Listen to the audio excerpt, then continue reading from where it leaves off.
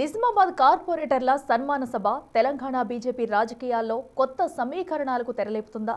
కాషాయ పార్టీ ఎంపీలు ధర్మపురి అరవింద్, ఈటెల రాజేందర్ కలయిక కేంద్ర మంత్రి బండి సంజయ్ని టార్గెట్ చేయడానికినా? అరవింద్ ఈటెల కాంబినేషన్ బలపడితే బండి సంజయ్కు ఇటు రాజకీయంగా అటు పార్టీ సంస్థాగతంగా కొత్త సవాళ్లు తప్పవా? ఈటెల రాజేందర్ను పనిగట్టుకుని నిజామాబాద్కు తీసుకువెళ్లడం వెనుక ధర్మపురి అరవింద్ స్ట్రాటజీ ఏంటి?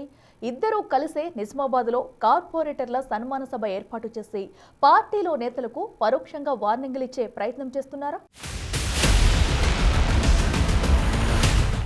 తెలంగాణ బీజేపీ రాజకీయాల్లో మరో ఆసక్తికరమైన పరిణామం చర్చనీయాంశంగా మారిందంటున్నారు. నిజామాబాద్ మున్సిపల్ కార్పొరేషన్ బీజేపీ కార్పొరేటర్ల సన్మాన కార్యక్రమానికి ముఖ్య అతిథిగా అక్కడి బీజేపీ ఎంపీ ధర్మపురి అరవింద్ ప్రత్యేకంగా మల్కాజ్గిరి ఎంపీ ఈటెల రాజేందర్ ను ఆహ్వానించడం ఇప్పుడు ఆ పార్టీ వర్గాల్లో కొత్త చర్చకు దారితీస్తోందట. ఈటెల రాజేందర్ ను సాధారణ ఆహ్వానం మేరకు మాత్రమే పిలిచారా, లేక నయా స్ట్రాటజీ ఏమైనా ఉందా అనే చర్చ నడుస్తోందట. ముఖ్యంగా బండి సంజయ్ ను టార్గెట్ చేసేందుకే ఈ కొత్త సమీకరణమా అన్నది $1 బిలియన్ ప్రశ్నగా మారింది. అరవింద్ ఉన్న ఫలంగా ఈటెల రాజేందర్ ను చీఫ్ గెస్ట్ గా పిలవటం, ఆయనపై పొగడ్తల వర్షం కురిపించటం, పార్టీని అధికారంలోకి తీసుకురావటంలో ఇద్దరం కలిసి బాధ్యత తీసుకుంటామని కామెంట్లు చేయటం వంటి అంశాలపై కాషాయ పార్టీలో ఇప్పుడు హాట్ చర్చలు మొదలయ్యాయి.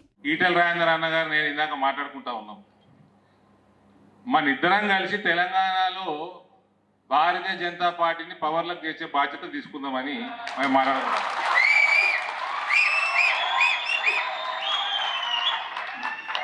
ఆయన 7 సార్లు ఎమ్మెల్యే, ఆయన ఒకసారి ఎంపీ, ఓ 10 సంవత్సరాలు మంత్రి, అన్నిటికంటే మించి టీఆర్ఎస్ పార్టీ పుట్టిన కాడికి వెళ్ళి తెలంగాణ ఉద్యమవాది.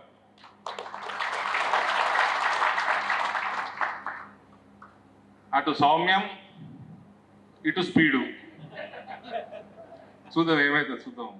తెలంగాణలో నెంబర్ 1 హుందాతనంతో ఉండే నాయకుడు ఈటెల రాజేందర్ అంటూ ధర్మపురి చేసిన వ్యాఖ్యలపై అటు పార్టీ వర్గాలు ఇటు బండి వర్గాలు గుర్రుగా ఉన్నాయట. కావాలనే బీజేపీలో పాత నేతలను ధర్మపురి టార్గెట్ చేసి హుందాతనం అంటూ వ్యాఖ్యలు చేశారన్న చర్చ నడుస్తుందట.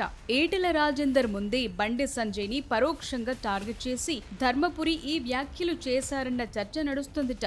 బీజేపీలో హుందాతనం విషయంలో ఈటెల రాజేందర్ మినహాయిస్తే ఇంకెవ్వరూ లేరా? కావాలనే ధర్మపురి పార్టీలో కీలక నేతలను ఉద్దేశించి ఈ వ్యాఖ్యలు చేశారా అన్న సందేహాలు సైతం ఆయా నేతల చర్చల్లో నలుగుతున్నాయి.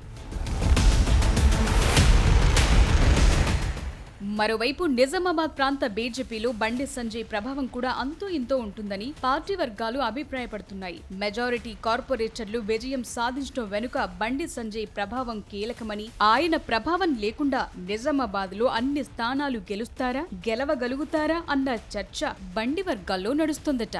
ధర్మపురి గెలిచిన కార్పొరేటర్ల సన్మాన కార్యక్రమానికి పిలుచుకుంటే బండి సంజయ్ ను పిలుచుకోవాలి కానీ ఈటెల రాజేందర్ ను ఎలా పిలుస్తారు, ఏ ఈక్వేషన్ తో పిలుస్తారు అన్న వాదన కూడా వినిపిస్తున్నారు కేంద్ర మంత్రి సానుభూతి పరులు. ఇప్పటికే ఈటెల వర్సెస్ బండి సంజయ్ మధ్య వార్ వన్ సైడ్ అన్నట్టు నడుస్తోన్న పరిస్థితుల్లో ఈటెలతో కలిసి ధర్మపురి వేదిక పంచుకోవటం ద్వారా కొత్త సందేశం ఇవ్వటానికి ప్రయత్నం చేస్తున్నారన్న అభిప్రాయాలు వ్యక్తమవుతున్నాయి. ఆ ఇద్దరు వేదికను పంచుకుని కామెంట్స్ చేయటం వెనుక ఉన్న రాజకీయ సంకేతాలేంటనేది పొలిటికల్ సర్కిల్స్ లో హాట్ టాపిక్ గా మారింది. ఇది బండి సంజయ్ ను టార్గెట్ చేసే నయా వ్యూహమా, లేక తెలంగాణ బీజేపీలో మరో పవర్ పాయింట్ ఉందనే సంకేతాలిస్తున్నారా అన్నది పొలిటికల్ సర్కిల్స్ లో ఆసక్తి రేపుతోంది.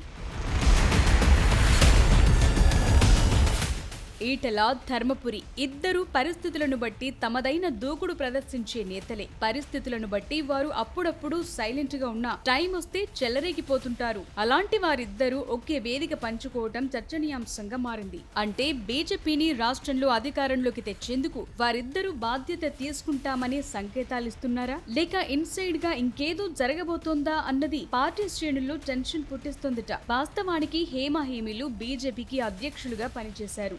వారంతా పార్టీని అధికారంలోకి తీసుకురావాలనే సంకల్పంతో బాధ్యతగా వ్యవహరించలేదా అన్న చర్చ బలంగా జరుగుతోందట. అదలో ఉంటే రాష్ట్ర బీజేపీ అధ్యక్ష పదవి కోసం ధర్మపురి అరవింద్, ఈటెల రాజేందర్ విఫల ప్రయత్నాలు చేశారు. అయితే అధిష్టానం మాత్రం ఏరి కోరి రామచంద్రరావుకి పార్టీ పగ్గాలు అప్పగించింది. రామచంద్రరావు సారథ్యంలో ఎప్పటిలాగే స్థానిక ఎన్నికల్లో కమలం వికసించలేదు. అంటే రామచంద్రరావుకి రాష్ట్రంలో పార్టీని అధికారంలోకి తీసుకురావాల్సిన బాధ్యత లేదా? ఆయన దాన్ని సవాల్గా తీసుకోరా లేక ఆ బాధ్యతను మోయలేరా అన్న చర్చ కూడా పార్టీ వర్గాల్లో నడుస్తోందట. మరోవైపు తెలంగాణ బీజేపీలో ఇప్పటికే వర్గ రాజకీయాలు తీవ్రంగా ఉన్నాయన్నది బహిరంగ రహస్యమే. ప్రత్యేకంగా బండి సంజయ్, ఈటెల రాజేందర్ మధ్య విభేదాలు పీక్ స్టేజ్ కు చేరాయన్న ప్రచారం ఉంది. అందుకు తాజాగా జరిగిన మున్సిపల్ ఎన్నికల్లో తన సొంత నియోజకవర్గంలో ఈటెల రాజేందర్ ను రాకుండా బండి సంజయ్ అడ్డుకున్నారన్న చర్చ కూడా పార్టీలో వినిపించింది. ఈటెల బీజేపీ కండువ కప్పుకున్నప్పటి నుంచి కూడా ఇద్దరి మధ్య గ్యాప్ స్పష్టంగా కనిపిస్తూనే ఉంది. అలాగే ధర్మపురి అరవింద్, బండి సంజయ్ల మధ్య కూడా పాత కొత్త పంచాయతీ నడుస్తూనే ఉందంటున్నారు. ఇలాంటి పరిస్థితుల్లో ఇప్పుడు ధర్మపురి అరవింద్, ఈటెల రాజేందర్ ఒకే వేదిక పంచుకోవటం ఆసక్తికరంగా మారింది.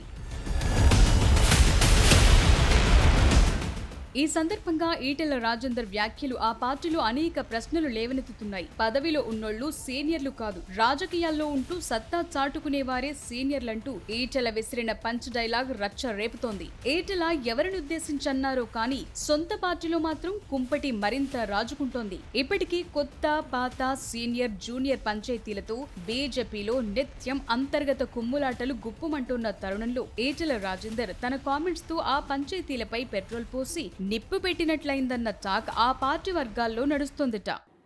సీనియర్లు, జూనియర్లు అని ఇంతకుముందు చర్చించుకుంటూ వచ్చినాం మేము. ఎవరు సీనియరు, ఎవరు జూనియరు? పార్టీలో ఉండడం సీనియర్ కాదు, రాజకీయాల్లో ఉండడం సీనియారిటీ ఉంటుంది. గుర్తుపెట్టుకో, పార్టీలో ఉండడం కాదు. ఏ పార్టీ జాగీర్ కాదు ఇది, ఏ పార్టీ జాగీర్ కాదు.